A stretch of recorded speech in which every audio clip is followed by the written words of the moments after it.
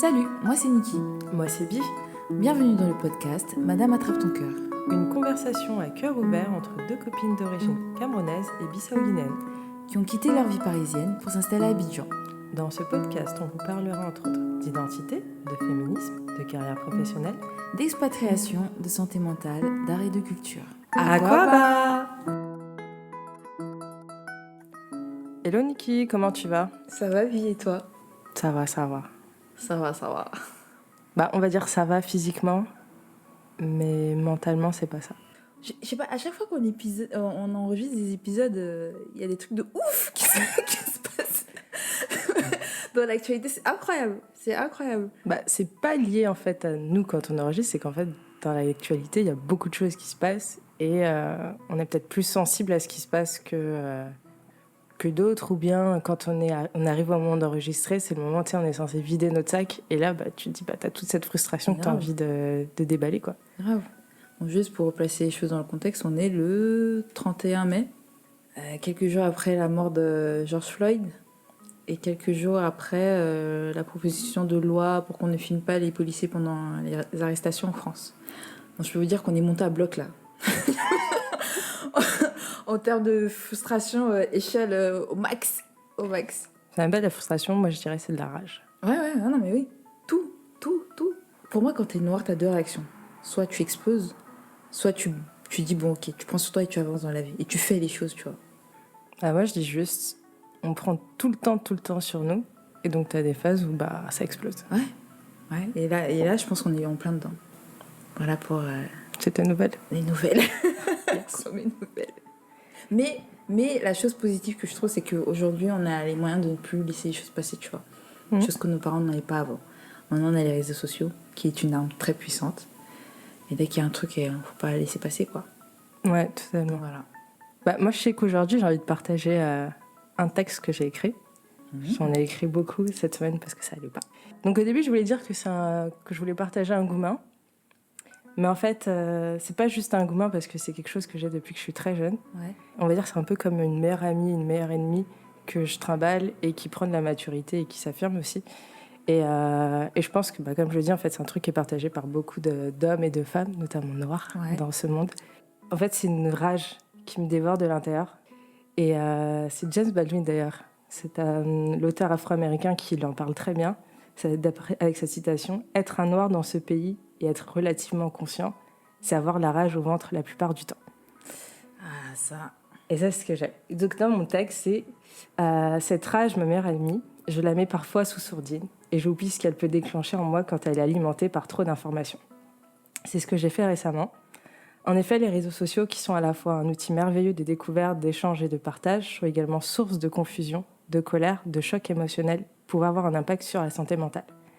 La journée du 26 mai, j'ai découvert que les réseaux sociaux pouvaient devenir mon meilleur ennemi, à cause de plusieurs nouvelles. Donc en fait, pour comprendre ces nouvelles, il faut imaginer que moi, Bi, je suis une vitre, et chaque nouvelle, en fait, c'est un choc sur la vitre. Ça a commencé avec Camélia Jordana, qui a parlé de violences policières sur le plateau de On n'est pas couché, et la polémique qui s'en est suivie sur les réseaux sociaux, même dans les médias. Donc en recevant cette nouvelle, moi, ma vitre, elle a tremblé, mais elle est restée intacte. Ensuite, Éric Zemmour et son discours haineux sur l'esclavage sur un plateau TV. Ma vitre, elle a tremblé. Un peu plus, mais elle est restée intacte. Et je me suis réconfortée en disant « Bon, Mago, faut faire un tour sur le site du CSA, tu le dénonces et tu passes à autre chose. » Ensuite, j'ai vu la vidéo de cette nana blanche là, qui promène son chien à Central Park et qui se sent harcelée, acculée, victime de harcèlement parce qu'un homme noir lui dit de mettre son chien en laisse. Et là, la vitre, elle a tremblé. Puis, elle est restée intacte. Ensuite, j'ai fait un tour sur le compte Instagram de Assa Traoré, je ne sais pas pourquoi, mais bon. Donc cette femme qui livre toujours ce combat sans fin contre la justice et la police française pour obtenir justice pour son frère Adama. Et là, j'ai vu trop de nouvelles de cas récents, de violences et bavures policières dont je n'étais pas au courant. Et là, ma vitre s'est fissurée. Et j'ai revu toutes ces images, tous ces articles de gens qui sont morts ou qui ont été blessés, notamment Adama, Théo. Et ça m'a fait penser aussi à tous ces films que j'ai vus, Banlieusards, Misérables, et des témoignages en fait des victimes, que ce soit sur des podcasts ou dans les médias. Et enfin, la dernière nouvelle, c'était la vidéo de la mort de George Floyd, donc tué par ce policier à Minneapolis. Et là, ma vitre, qui était fissurée, elle a explosé. Et les morceaux sont tombés doucement. Et toutes les images, tous les noms et toutes les émotions ressenties par le passé, elles sont revenues. Et en fait, ce qui s'est passé, c'est que moi, j'ai passé ma journée à absorber des nouvelles sur les réseaux sociaux, sans savoir en fait ce que je pouvais réellement encaisser sans exploser. Et là, j'ai sombré. J'ai pleuré, j'ai pas dormi. Et j'étais dans une rage folle. Et j'étais tellement anxieuse que j'avais plus d'énergie. Et il y a cette question, en fait, qui me revient toujours. C'est une sorte de mélodie. Moi, j'appelle ça la mélodie de l'horreur. Et c'est les hommes et les femmes noires sont-ils condamnés à survivre ? Parce que pour moi, en fait, la survie, ça implique de faire des efforts supplémentaires au quotidien, d'être constamment sous tension et d'être dans un monde hostile. Et donc, c'est cette impression que moi j'ai. J'ai l'impression que les hommes et les femmes noires ne vivent pas. Ils survivent face à la pauvreté, le racisme, les discriminations, les violences physiques et psychologiques. Et en fait, moi, ce que je vous montrais juste par cette histoire, c'est l'impact en fait, que ça a sur notre santé mentale. Et moi, pour remonter la pente, en fait, j'ai choisi le silence. Je me suis retirée des réseaux sociaux pendant 2 jours. J'ai écouté de la musique, j'ai prié, j'ai beaucoup écrit. Donc, il y a ce texte que je partage. Et j'ai refusé de participer à des discussions qui risquaient de me faire rechuter dans cette phase, tant que cette question tournerait en boucle dans ma tête. Après, je me suis posé des questions. Je me suis posé 4 questions. Dans quel état émotionnel se trouvent les gens en face de leur écran quand je partage du contenu sur les réseaux sociaux ? Suis-je la seule à ressentir cette détresse émotionnelle après autant de nouvelles ? Comment font les activistes, les militants et les journalistes pour être sans arrêt au combat ? Et enfin, ai-je le droit de prendre une pause quand mes frères et sœurs, mes parents, mes voisins, mes amis, mes compatriotes, mes semblables humains, voire les futures générations, survivent au lieu de vivre ? Et donc j'ai fini par trouver de l'apaisement dans la lecture, notamment un article de Rokhaya Diallo qui parle sur le pouvoir des images et du traumatisme que ça déclenche. Et ensuite dans les discussions et le discours de mon entourage, de certaines personnalités et influenceurs dans les médias en fait. Et ça c'est mon histoire que je voulais partager aujourd'hui. Waouh. Écoute, déjà bravo pour le texte, il est très beau. Merci. Et tu partages toutes les frustrations qu'on peut rencontrer, tu vois. Après, c'est comme on le disait, tu as 2 réactions, soit tu es silencieuse, soit tu es vocale, et c'est pour ça que c'est pas tout le monde qui peut être militant. Ah non. Tu vois, tu dois te préserver, t'auto-préserver, c'est très essentiel, parce que de toute façon, si tout ça, ça t'atteint et que tu es détruite à la fin, tu peux rien faire. Totalement. Tu ne peux rien faire. Donc pour moi, c'est reculer pour mieux sauter en fait. Si tu as besoin de couper des réseaux sociaux, il faut. Il faut se préserver. Il faut à un moment donné dire stop, je fais ce qu'il y a de mieux pour moi. Sachant que te connaissant, tu vas toujours agir, tu vois. Tu agiras à ta manière, mais si tu n'es pas dans l'état émotionnel ni mental pour le faire, ça ne sert à rien. Et c'est dur en fait. C'est lourd. Ah oui, je te comprends totalement. Ouais. Je comprends totalement. Moi, j'avais fait une pause depuis l'affaire de Théo, en fait. Théo, je me souviens, quand j'ai vu la nouvelle, je pense que c'était la première fois que je pleurais parce que j'étais noire, en fait. Pas parce que c'est mauvais, non, mais je comprenais pas pourquoi. Je comprenais pas, en fait. Je comprenais pas qu'être noire, c'était... comme tu as dit, c'est un fardeau, en fait. C'est comme si c'était une tare. C'est la première fois que j'ai pleuré parce que j'étais noire. Et je me suis dit, stop. J'arrête les frais, je ne peux pas. Je ne peux pas parce que voilà comment je réagis face à certaines situations. Donc c'est-à-dire que je sais déjà que je peux pas être militante. Ça, je le sais. Je ne peux pas, je n'ai pas la carrure pour, tu vois. Je n'ai pas le cœur pour encaisser tous ces chocs-là. Et la deuxième fois que j'ai pleuré parce que j'étais noire, c'est à cause de George Floyd. Ouais. Parce que malheureusement, j'ai regardé la vidéo. Ouais, moi aussi. J'ai regardé pendant les 9 minutes, j'ai regardé la vidéo et j'ai fait ouais. Et j'ai regardé la vidéo du petit qui pleurait, qui chantait parce que il voulait juste vivre, tu vois. La vidéo qui circule en ce moment du jeune chanteur de gospel qui dit qu'il veut juste vivre. Et je me suis dit, à petite dose. C'est très très important de s'auto-préserver dans ces moments-là. Pareil, j'ai commencé à lire le livre j'ai oublié le titre, l'auteur, mais c'est Why I No Longer Speak to White People About Race. En gros, marquer ce ras-le-bol, genre stop, tu vois. À un moment donné, stop. Je vais agir, je me connais, on se connaît, tu vois. Ouais. Tu sais qu'en ce moment, c'est trop chaud, c'est trop bouillant, c'est trop d'informations. Tu t'auto-préserves, c'est très important. Et tu vas agir. Ouais, après, moi, ça a soulevé aussi une discussion avec un ami. C'est qu'on se disait, on aimerait avoir des enfants, tu vois, plus tard. Ouais. Et est-ce que tu as envie de donner vie à des enfants qui vont vivre avec cette rage et cette peur au ventre au quotidien, à qui tu vas apprendre à faire attention à la police, à se méfier ou à craindre, et aussi à qui tu vas leur dire attention à ton comportement, tu peux effrayer les autres. Moi, je pense que ça sera dilué. Moi, je pense pas que la génération suivante vivra les mêmes choses que nous. Nos parents, c'était un autre monde. Quand ma mère me raconte ce qu'elle a vécu, c'était en mode survie. Tu fais profil bas. La dernière fois, on en parlait parce que justement, je dis ici, pardonne-moi, Alexia. Ma petite sœur a craqué face à George Floyd. Elle a appelé ma mère, elle était en larmes, elle a craqué. Et elle comprenait pas, tu vois. Je pense que c'était la première fois qu'elle venait. Elle était face à cette réalité-là. Elle me dit, mais ça aurait pu être moi, en fait. Bah ouais. Ça aurait pu être moi. Et ma mère, elle lui a dit, écoute, nous, à notre époque, on était obligés de faire profil bas. Aujourd'hui, vous avez les armes. Vous avez fait les mêmes écoles. Vous parlez le même langage. Vous êtes au même niveau. Donc maintenant, c'est à vous de ne plus rien laisser passer. Et je pense que la génération d'après fera encore mieux, tu vois. Donc je pense pas... On faudra toujours mettre des gens en garde. On va toujours mettre la jeune génération en garde. Bon, voilà, quand t'as un contrôle policier, ne résiste pas, fais ce qu'ils te disent et tout, etc. Même si ton ego est bafoué, même si ta fierté est bafouée, c'est juste un moment désagréable que tu vas passer, tu passes à autre chose. Mais au moins, tu préserves ta vie.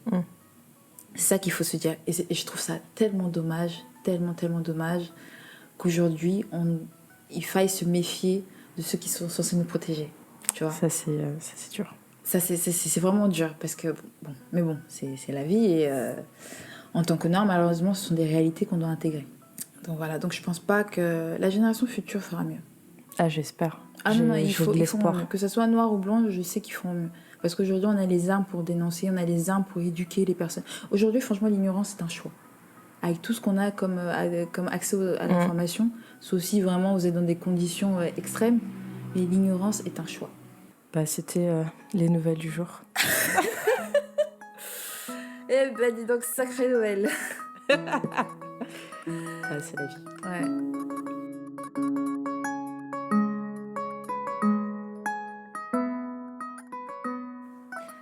Ouais. Sinon, aujourd'hui, on est de retour, toujours dans cet esprit de recherche identitaire. Toujours, ouais. Sauf que là, on va dans un autre domaine, c'est le travail.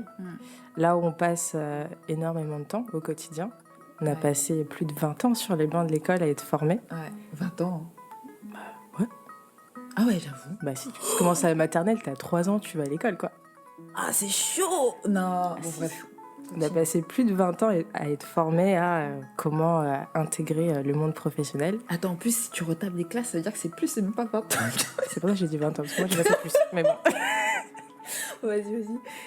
Et donc, voilà. Et on nous dit nous préparer à ce monde du travail. Qui, d'ailleurs, si tu regardes son étymologie en latin et en grec, c'est pas positif. Ouais, c'est dire souffrance. Voilà. Et finalement... on n'est pas si bien préparé que ça. Non. Donc nous, on veut revenir vraiment sur ça en parlant de notre parcours. On a fait des études différentes. Ouais. On occupe des postes différents dans des entreprises différentes.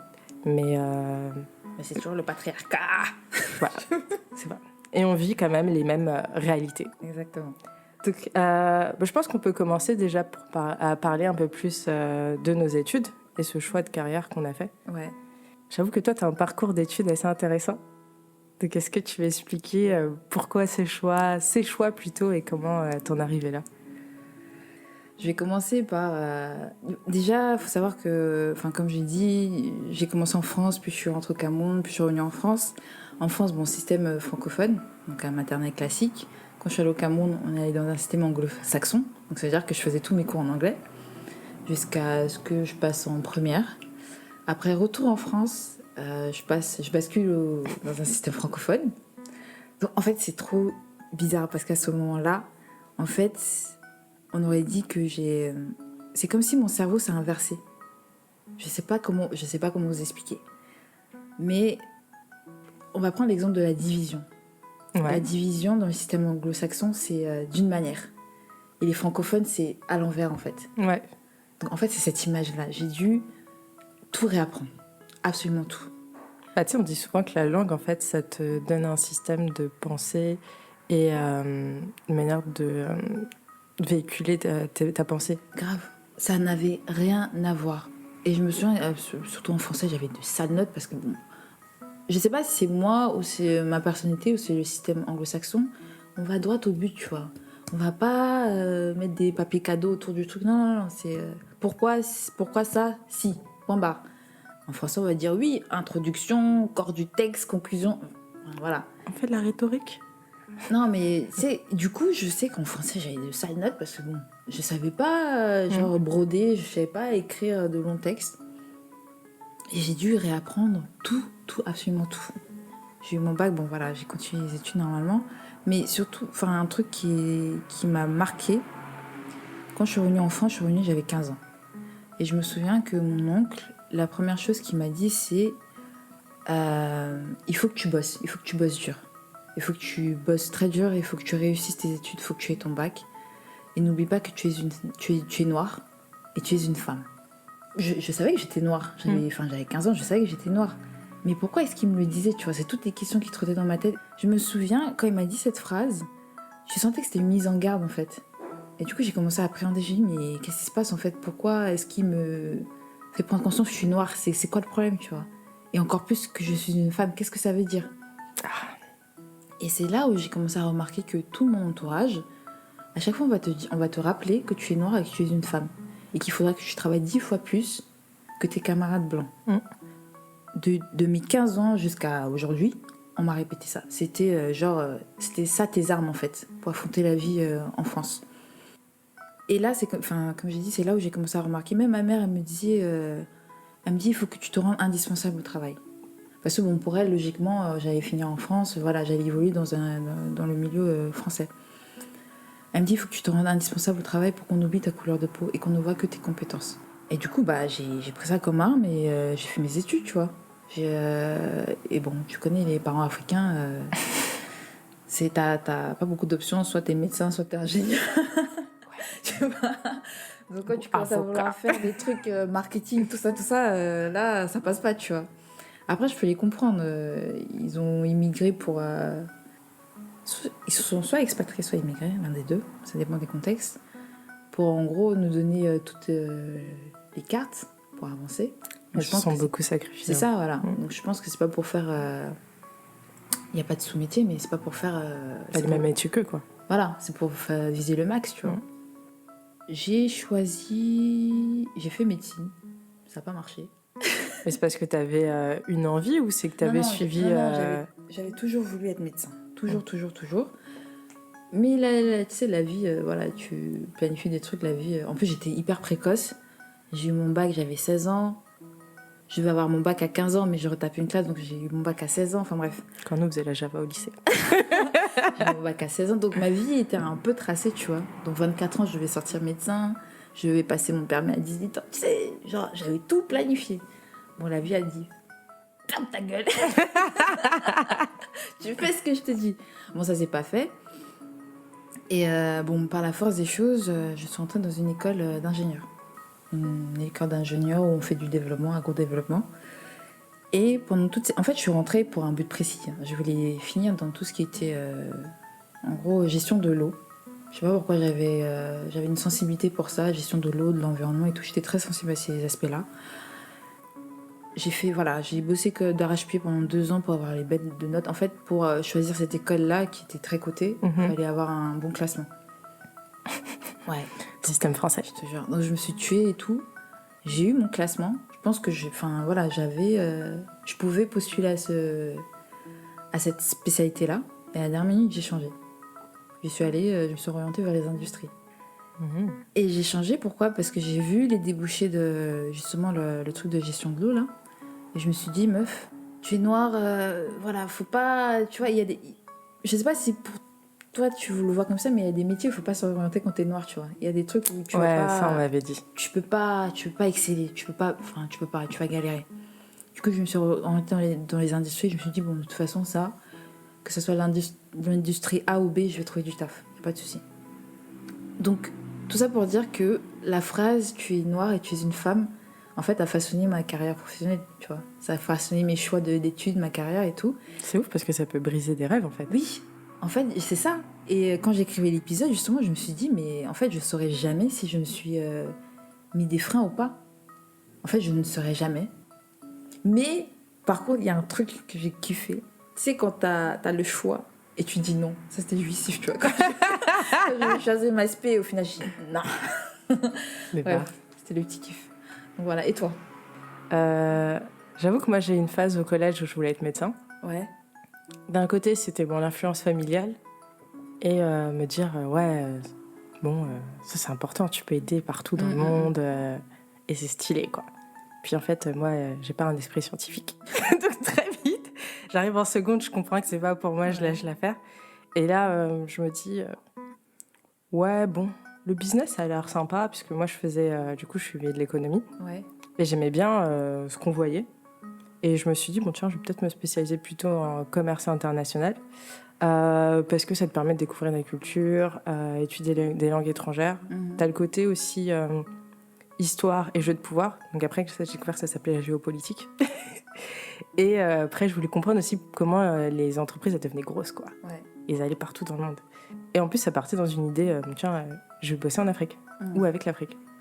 Ma prof d'économie sociale en première, alors on va franc-parler de malade. Ouais. Et déjà, à ce moment-là, c'était rare d'avoir des femmes en tant que prof d'éco. Ouais, j'avoue. C'est rare. Hein. Et parce qu'après, moi, j'ai eu que des hommes. Et elle vient un jour, elle me dit viens, on va discuter un peu. Et elle me dit t'es brillante, tu peux aller très loin, toi, je m'inquiète pas pour toi, t'as un bel avenir. Mais n'oublie pas une chose, elle a utilisé ces mots-là tu as un handicap dans la vie. Ouais. Tu es noire, tu es une femme. En plus, t'es musulmane. Alors là, combo fatal. Bra. Ah oui, parce qu'on l'a pas dit, je suis chrétienne et bi et musulmane.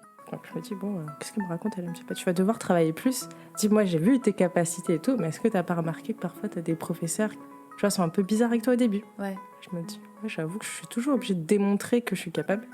Et surtout que moi, j'ai un côté très nonchalant, donc tu penses que je suis un peu Google, quoi. Je me dis, c'est pas grave. Et moi, je continue ma vie et tout. Et arrive, tu vois, à terminale, il faut choisir ton orientation. Je savais ce que je voulais faire. Ouais. Mais tu sais, le système français, t'as énormément de parcours pour arriver à un objectif. Ça a des avantages comme des inconvénients. Et moi, je dis, texto, je vais faire un BTS. Et tout le monde me regarde. Mais c'est pas possible, regarde tes notes. Ta mère m'a dit quoi? T'es bien classé, jamais, nanana. Et même les profs, c'est parti dans un conflit. Tu dois faire une prépa ou, si tu veux, une licence économie. Et je fais, mais non, moi, les histoires de théorie, c'est pas pour moi. Je vais pas m'asseoir, comme là, j'ai fait pendant 3 ans. Vous écoutez me parler des théories, je sais même pas comment ça s'applique, en fait, dans la vie. On fait un bras de fer, puis à la fin, on trouve un compromis, le DUT. Donc, je fais ma vie, on me dit, tu fais ton DUT, après, tu vas en école de commerce. Je fais mon truc, je suis trop contente et tout.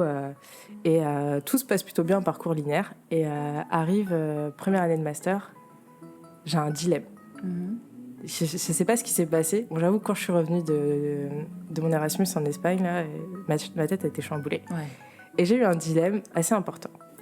Et je me dis, est-ce que je devrais pas refaire un master en relations internationales, donc accès politique.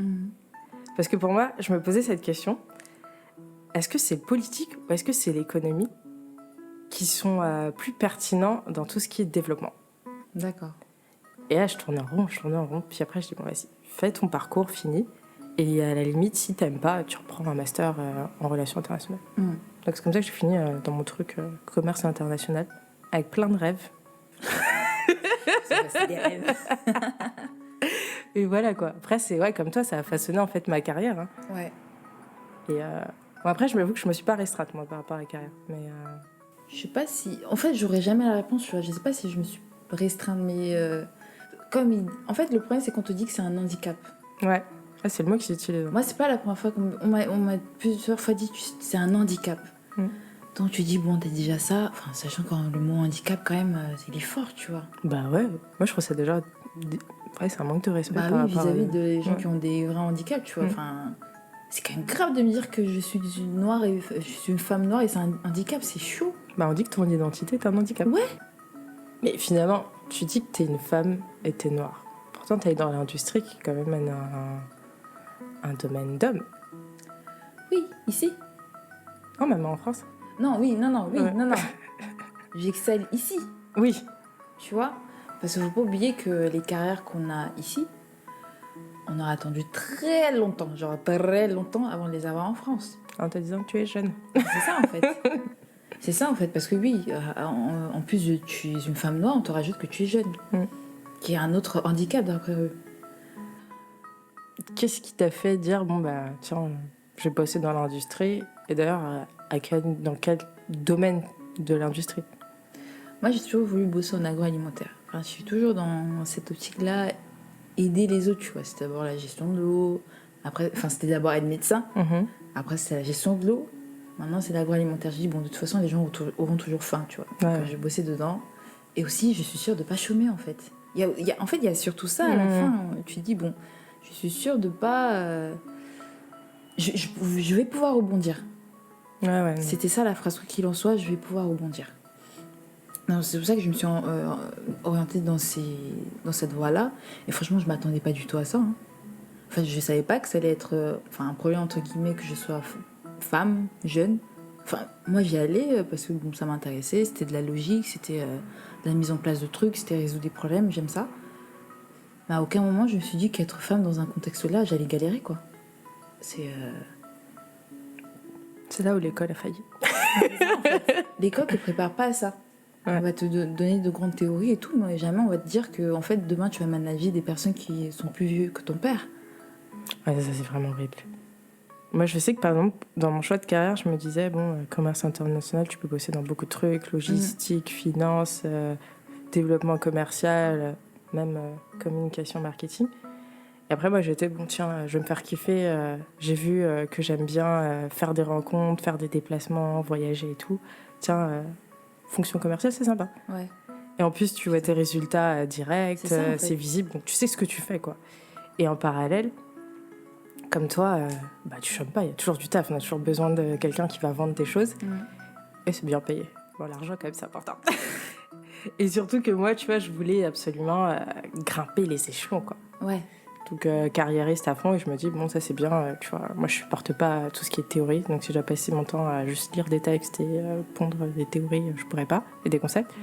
Et rester enfermée dans un bureau toute une semaine, je peux pas. Je vais péter un peu. Faut que je sorte un peu. C'est ça. Donc ça, c'était pareil. Donc tu vois, je me suis spécialisée, j'ai trouvé mon créneau qui était la distribution. Au début, j'étais contente. Puis j'ai découvert que la vie, c'est pas ça. Ah, en tout cas. Ah non. Non, mais c'est chaud. Non. C'est chaud, on te prépare pas à ça, en fait. On te prépare pas au style de management que tu dois adopter, on te prépare même pas à comment tu dois te comporter vis-à-vis de ton manager à toi.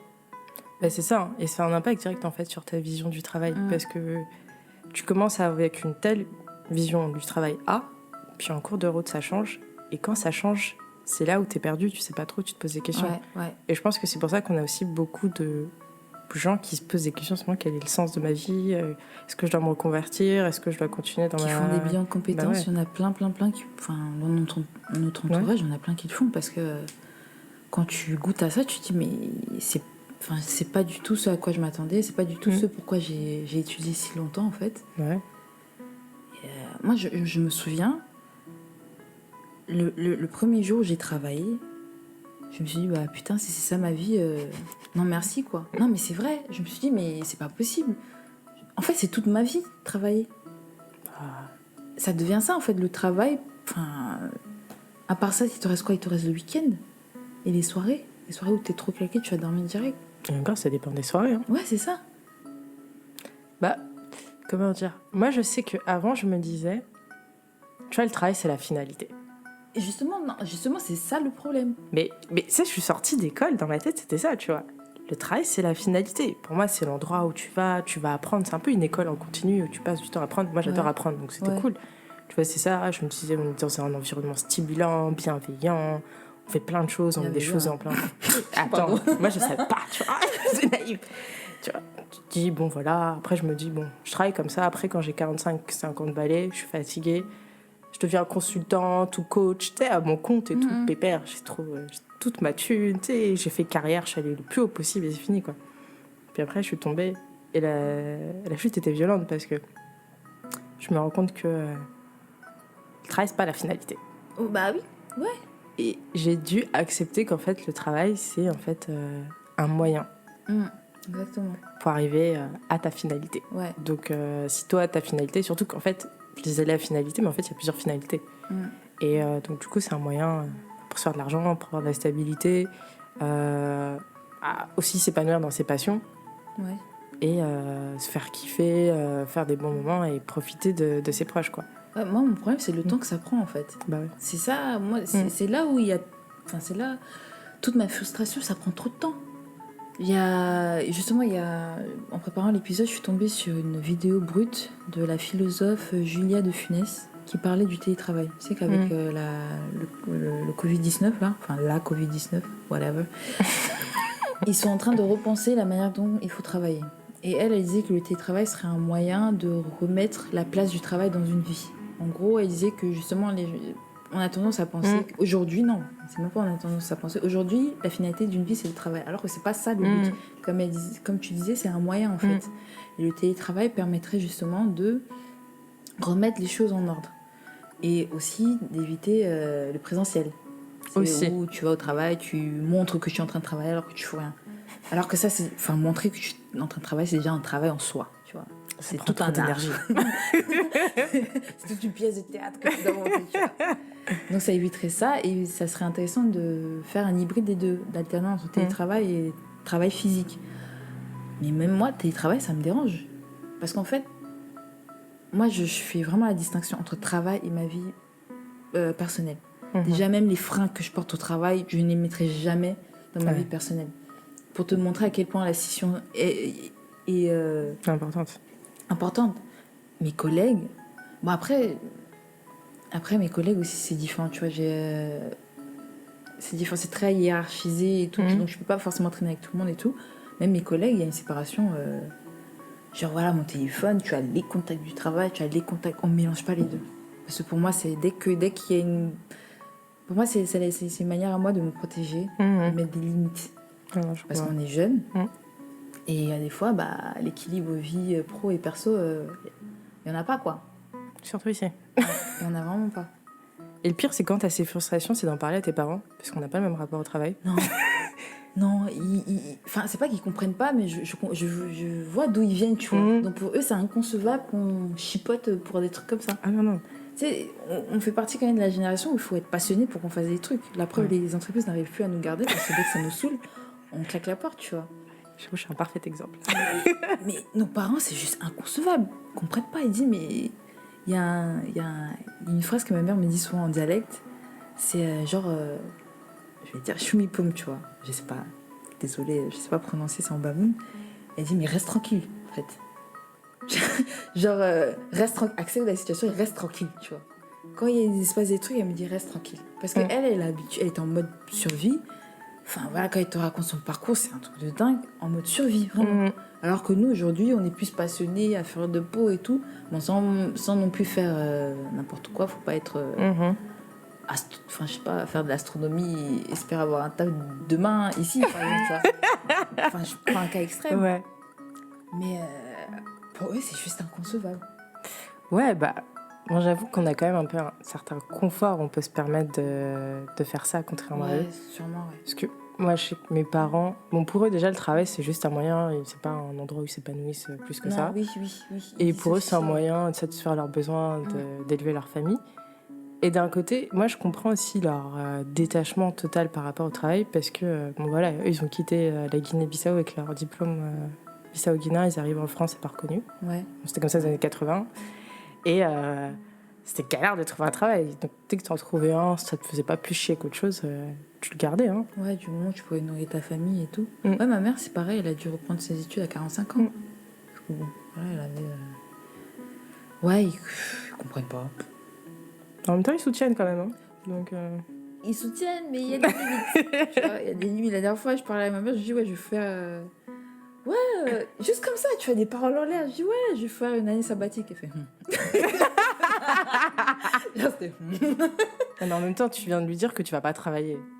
Ouais, c'est ça en fait. Et je sais pas comment sont tes parents, mais moi, mes parents, culture du travail jusqu'au bout. Hein. Tu peux pas rester et rien faire. Hein. Non, ouais, c'est pas possible. Parce que même quand tu dis tu restes à la maison, bah tu vas faire du travail à la maison, quoi. Tu vas ranger, faire des choses. C'est ça, tu peux pas rester inactif. Ah tu, non. tu peux pas. Tu peux pas. Ma mère elle dit il n'y a rien à faire dans cette maison. C'est pareil.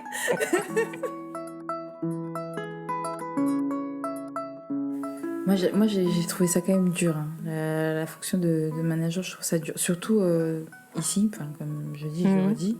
Vu que tu es dans un contexte masculin, désolée à ceux que ça va blesser, mais bon. J'ai l'impression qu'en fait, moi, personnellement, je passe mon temps à flatter l'ego des hommes, tu vois, pour obtenir ce que je veux.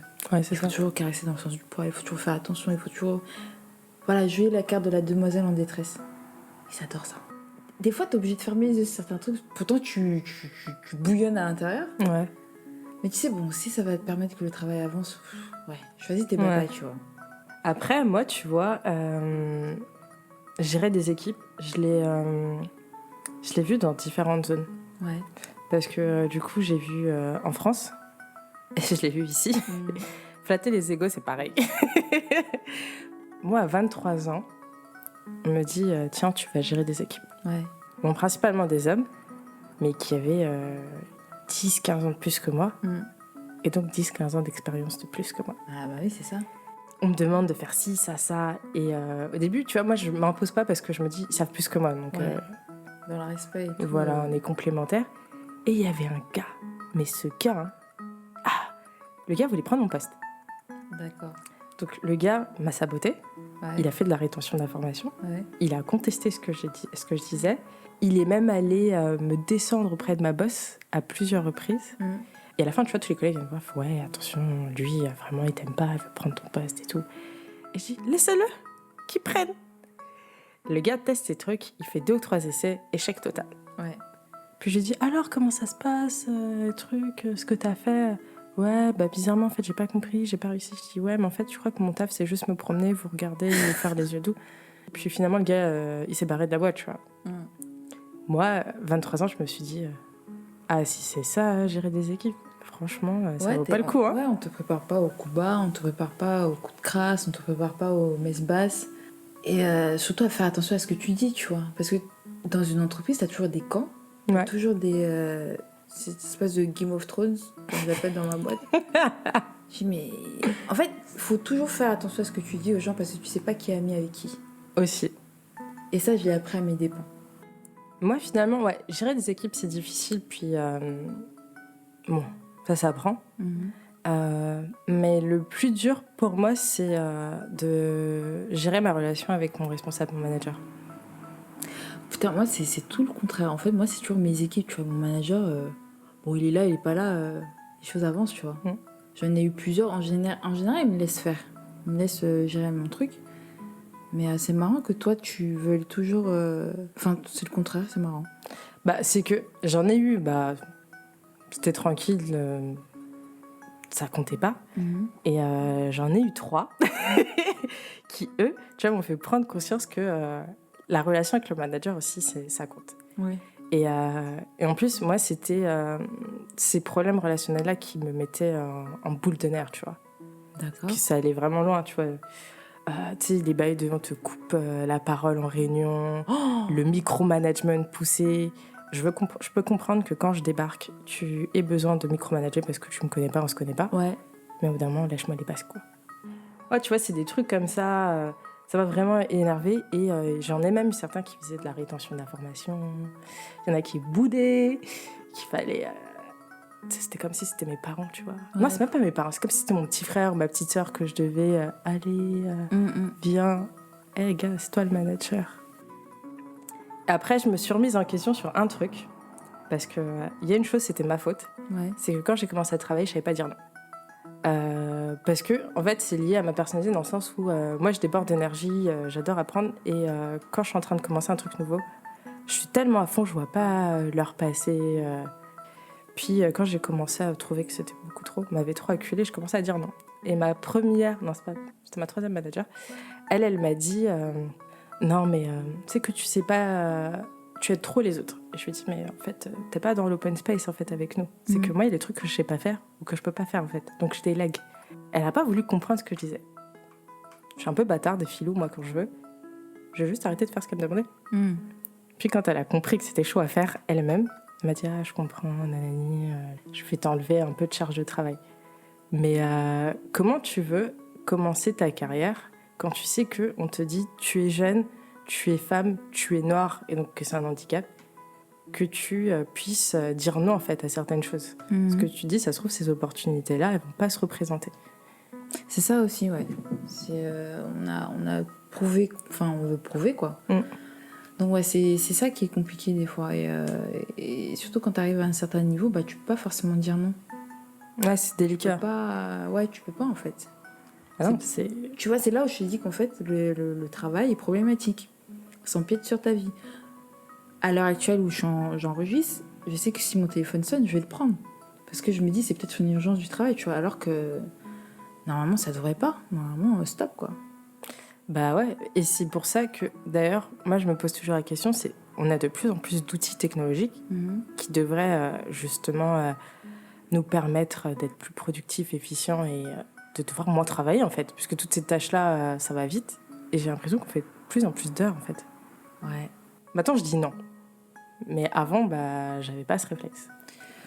Ouais, parce qu'avant, t'as pas confiance en toi, tu sais pas où tu vas aller, t'es pas sûr de toi. Mais une fois que t'es un peu rodé, tu dis ouais, fuck, non. Moi d'abord, tu vois. De toute façon, si je suis pas en forme, je pouvais pas vous aider. C'est ça. Donc, et je trouve que c'est cet aspect-là qu'on n'a pas appris à l'école. C'est bien dommage. Et il y a aussi le fait que, enfin, comme j'ai dit, moi c'est l'inverse. Moi c'est plus vis-à-vis des équipes. Moi j'étais pas prête aux problèmes sociaux en fait. Ah. J'étais pas outillée pour ça.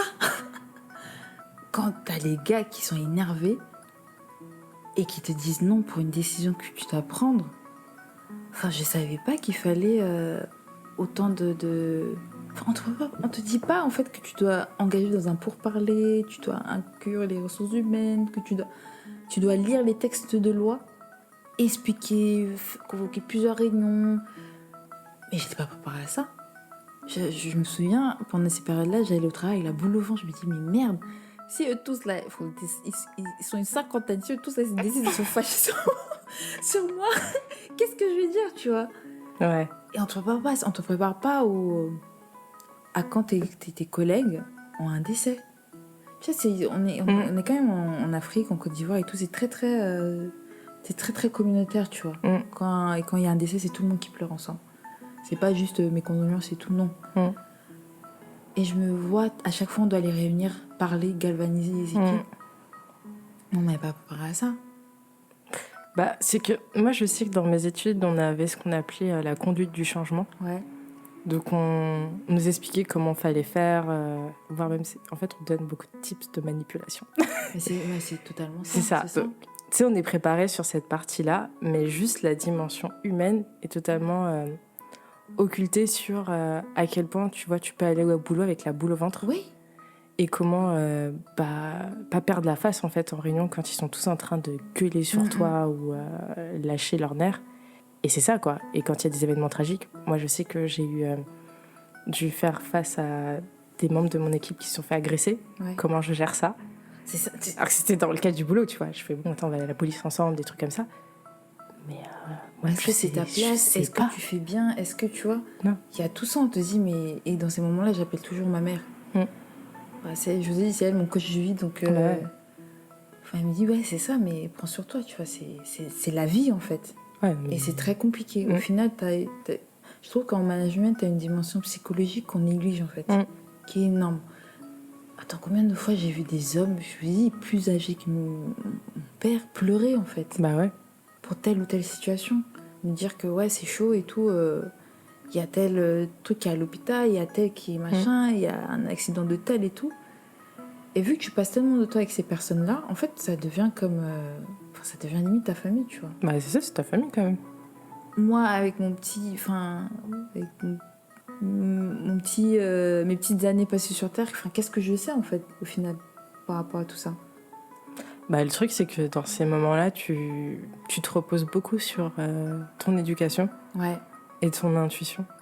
Et... C'est surtout l'intuition. Ouais. Et au bout d'un moment, quand t'es un peu perdu, t'appelles ta famille ou tes potes et tu demandes des conseils de comment réagir ou autre. Mais franchement, tout ça, c'est tellement subjectif.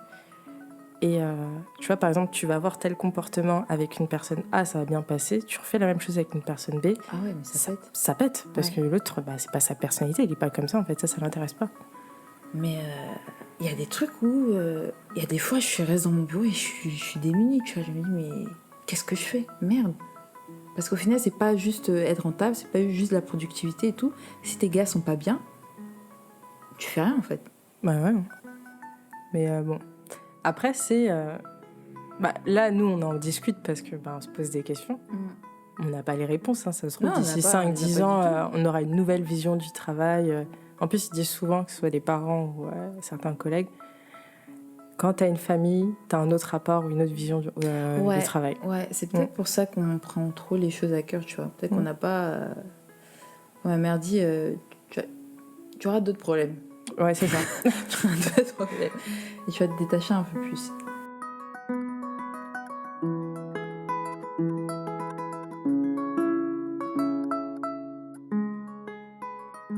Donc voilà, c'était nous le discours de deux anciennes hyper carriéristes qui pensent qu'elles ne le sont plus. Ouais. Bref, passons au kiff du moment. Yes. Alors Niki, qu'est-ce que tu fais en ce moment ou que tu as envie de partager ? Alors déjà, un petit disclaimer.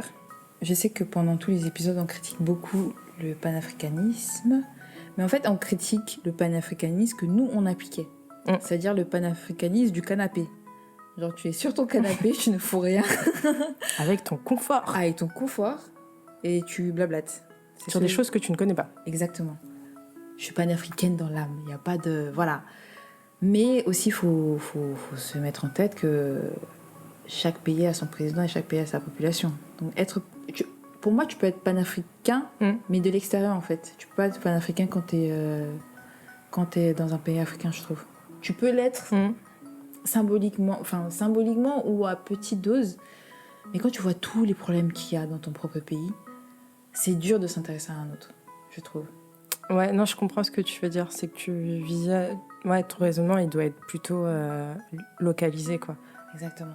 Et après, moi, ce que tu dis, il y a un côté, le panafricanisme politique, en fait. Moi, c'était celui-là que j'avais en France, que j'ai réfuté, je n'en veux plus. Ouais. Parce que je me sens pas légitime à interférer dans tout ce qui est politique et tout, parce que il y a des choses, on ne sait pas ce qui se passe. On n'a pas les compétences pour. Voilà, donc moi, c'est plutôt genre promotion culturelle. Et je vous balance mon argent à grand cœur. Exactement. Acheter tous les produits locaux, j'ai aucun souci. Voilà. Voyager, faire du tourisme sur le continent, ça j'adore. Donc c'est une forme... Voilà. Donc, c'était juste pour éclairer ça. Et je fais un coucou à Laure, au passage. Des bisous. Et en kiff du moment, j'en ai... 3. J'ai lu le livre de Fania Noël sur l'info communautaire, s'appartenir à soi-même. Pour une néophyte en tout ce qui est politique, en fait, franchement, c'est pas. Est-ce que j'aime pas ça ou je n'y comprends rien ? Je pense que c'est entre les deux, tu vois. J'ai lu son livre, j'ai beaucoup apprécié. J'ai beaucoup apprécié son point de vue sur communautarisme et pourquoi c'était important de l'être. Donc voilà, je vous le recommande. Et le deuxième kiff, c'est Léonora Miano. Ah, ma go. Franchement, cette dame, je bois ses paroles, tu vois. Juste pour rajouter un truc, on l'a vue en vrai. Oui, on l'a vue en vrai. Elle est trop bien. Franchement, une personnalité de malade. Elle nous a intimidés de ouf. Ouais, j'avoue, j'étais mal à l'aise. Voilà. Et j'ai lu son livre L'impératif transgressif. On l'a vu l'année dernière, j'ai lu que cette année. Et en gros, pour résumer, et pas faire de spoiler, elle donne son point de vue sur les œuvres littéraires subsahariennes et la place ou l'espace qu'on veut bien leur accorder. Elle va te parler de la langue dans laquelle c'est écrit, elle va te parler de son expérience à elle. Elle insiste beaucoup sur le fait qu'en fait, il faudrait que dans notre histoire, on puisse raconter l'histoire des victimes, des familles des victimes, des personnes déportées ou transportées. Elle revient sur le thème traite négrière ou traite des esclaves qu'elle ne préfère pas utiliser, mais elle préfère utiliser la déportation transatlantique des subsahariens. En fait, parce que quand tu dis traite négrière ou traite des esclaves, c'est-à-dire que on part du principe que ces personnes-là, avant la traite, étaient déjà des esclaves, alors que c'est pas le cas. Donc voilà, c'est très intéressant d'être dans sa tête. Parce qu'en gros, c'est le livre, elle commente, et c'est une mine d'or en termes de références subsahariennes. Franchement, il y a beaucoup de références. Il y a une liste de 12 livres là, que je dois lire, vraiment. Donc c'est très bien. Bon, après, c'est du Léonard Amiano. Faut plutôt être éveillé quand tu la lis, tu vois. C'est pas un roman. Hein. Voilà, c'est pas un roman. Et elle m'a fait le plus gros disclaimer de la... Enfin, franchement, j'ai eu un seum intergalactique quand j'ai su ça. Il y a un vêtement chez nous, ça s'appelle le kaba.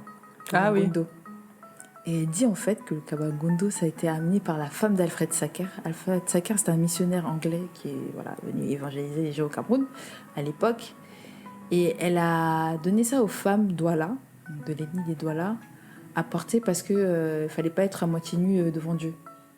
Donc, c'est-à-dire que notre vêtement emblématique, le kaba gondo, parce que franchement, en tant que Camerounais, le kaba, quand tu mets ton kaba, ça veut tout dire, tu vois. Soit tu veux te fighter, soit tu veux faire à manger, soit tu veux te mettre à l'aise. Mais après, c'est comme toute autre chose. C'est comme, par exemple, dans certains autres pays africains où tu as une seule langue qui domine et tout. C'est tout ce que la colonisation a apporté, enfin, plutôt tout ce que la déportation transatlantique des subsahariens, DTS, a apporté et qui a transformé la culture locale. Chose qu'on ne met pas forcément en avant dans les ouvrages, en fait. On va parler de la colonisation, de la DTS, mais jamais insister sur toutes les réformes que ça fait au plan local. Ouais. Et on va jamais te dire qu'en fait, il y a eu des gens qui ont été... tu as eu des déportés, mais tu as aussi eu des transportés. Ouais, les personnes transportées, c'est ceux on a changé de localité, mais qui n'ont pas traversé, en fait, qui n'ont pas pris la mer. Ah, dans ce sens-là. Voilà. Et ça aussi, on n'en parle pas. Par exemple, il y a les gens de mon ethnie, les Bamouns, qui ont été déplacés vers les côtes du Cameroun. Et ils sont peuplés là-bas. Donc voilà, j'avais dit un troisième aussi. C'est le podcast Splash que j'ai découvert sur l'économie, parce que je m'intéresse à l'économie maintenant. Donc c'est sympa. C'est une vingtaine de minutes et vulgarise un peu les concepts économiques. Il explique pas mal de choses. Il y a un épisode que j'ai écouté en particulier sur l'aide au développement, qui est très très explicite. Donc par rapport à l'épisode 5, partie 1 et 2 qu'on a sorti, ça serait un bon complément pour comprendre les limites du développement. Donc voilà. Et toi ? Sinon, pour moi, en termes de kiff du moment, donc le premier, dans l'épisode 4, je vous ai parlé du livre Sapiens, où je parlais de comment ça m'avait affecté sur le plan de la révolution agricole et toute la souffrance qu'on impose aux animaux. Donc j'ai creusé le sujet où je suis allée, pendant le confinement, j'ai regardé tous les documentaires sur Netflix sur l'alimentation, l'environnement et la santé. Ouais. Et je me suis dit, bon, première phase, je me suis renseignée. Est-ce que je peux toujours continuer à faire l'autruche, à continuer à consommer autant de viande, même si j'en consommais pas tant que ça, mais quand même j'en consommais beaucoup. Donc j'ai commencé à me dire, bon, je vais suivre ma consommation de viande et essayer de diminuer quand je le peux. Ouais. Et donc je me suis amusée à faire des déclinaisons de recettes bissau-guinéennes en version végétarienne. Donc nous on a un plat qu'on appelle kange, c'est une sorte de porridge un bouillon de riz avec des fruits de mer et du poulet. Donc je l'ai fait sans le poulet, en fait c'est très bon, ça va. Et j'ai fait le mafé sans viande. Ça te choque ? Non, ma mère, je sais qu'elle le faire, elle l'a déjà fait. Et moi j'étais, oh là là, dans quoi je m'embarque ? Et je l'ai fait, donc j'ai mis, à la place j'ai mis du manioc, nous dans notre version, mais pas de manioc. Ouais. Donc moi j'ai mis du manioc, j'ai mis vraiment beaucoup de crevettes séchées. C'est ça que nos parents adorent. Ouais. Et des feuilles pour qu'il y ait un peu plus de protéines. Ça allait, mais je suis désolée de le dire, mais le mafé avec de la viande, c'est vraiment meilleur. Sérieux ? Ouais. Enfin, je sais pas, vous... Enfin, ouais. Bah, nous, t'as des plats sans viande. Mais après, genre, moi, mes plats emblématiques, ceux que j'adore, ils ont de la viande, en fait. Ouais, et t'as même des plats où parfois, t'as 3 ou 4 viandes différentes dedans. Ah ouais. Ouais, on est très carnivores, je suis désolée. Mais donc, j'ai voulu tester, je trouvais ça intéressant. Et après, j'ai testé sur d'autres trucs, mais bon, voilà. C'était...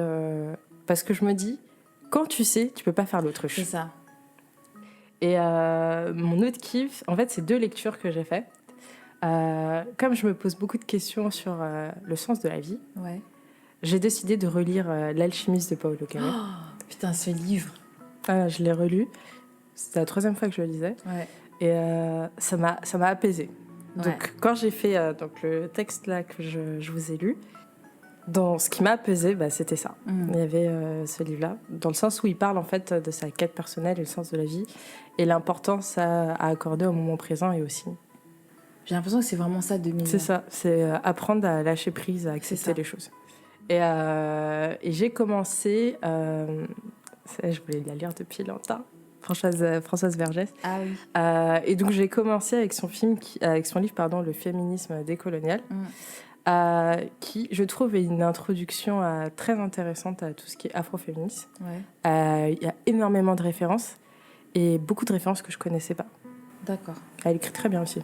C'est vulgarisé, c'est très simplifié, c'est pas des théories abstraites de scientifiques ou de sociologues ou je ne sais quoi. Donc voilà, c'était tout pour nous sur cet épisode. On est toujours en quête identitaire, mais là, focus travail. Ouais. Donc si vous avez des conseils ou discussions que vous voulez continuer, n'hésitez pas. On compte sur vous pour nous aider. Ouais, et surtout, franchement, n'hésitez pas à répondre sur les réseaux sociaux, à interagir, à poser d'autres questions. Voilà, on se pose des questions, on n'a pas forcément les réponses, hein, donc ça serait toujours intéressant d'avoir un retour d'expérience. Donc voilà, n'hésitez pas à partager un maximum, à liker et à commenter. Sur Instagram, Facebook, Twitter. Et le mail. Et Madame voilà. attrape ton cœur @gmail.com. Donc voilà, on fait plein de bisous, portez-vous bien et surtout faites ce qu'il y a de mieux pour vous dans cette période un peu chaotique où vraiment c'est du lâcher prise à fond, quoi. On fait ce qu'on peut avec ce qu'on a et on fait ce qu'il y a de mieux pour nous. Voilà. Et votre voix, elle compte. Tout ce que vous dites a de l'importance, toutes les émotions que vous ressentez sont importantes. Personne ne doit minimiser vos ressentis et votre vie. Amen. Amin, comme on dit. Salut. Bye.